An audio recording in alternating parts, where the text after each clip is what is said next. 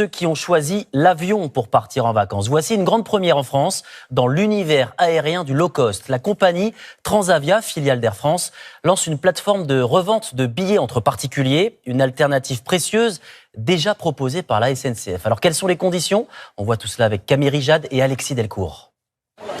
Revendre son billet d'avion via la plateforme de la compagnie au dernier moment. C'est le service proposé désormais par Transavia. De quoi séduire ses amis qui partent aux Baléares. On ne prend pas forcément les assurances annulation, mais en pensant être sûr de partir. Mais du coup, s'il se trouve qu'on est dans l'impossibilité de partir, ce serait appréciable de pouvoir avoir un recours et se faire rembourser, oui. En cas d'imprévu, la compagnie à bas coût facture jusqu'à 55 € les frais de modification par vol et par siège. Cet architecte préférerait revendre son billet. Être remboursé, oui bien sûr. Parce qu'en fait, ça rend le voyage plus accessible à tout le monde. Donc changer d'avis fait partie du rythme du monde aujourd'hui.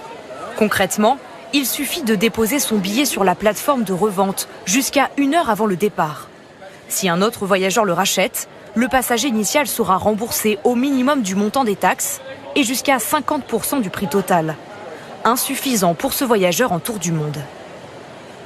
C'est pas la responsabilité des passagers, donc je trouve que ça devrait être l'entière responsabilité de Transavia d'être non seulement de rembourser, mais aussi de revendre le billet. Pour la compagnie, c'est l'occasion de limiter le nombre de sièges vides à la dernière minute, 6 par vol en moyenne. Un service rentable pour le transporteur aérien qui revend à plein tarif ses billets.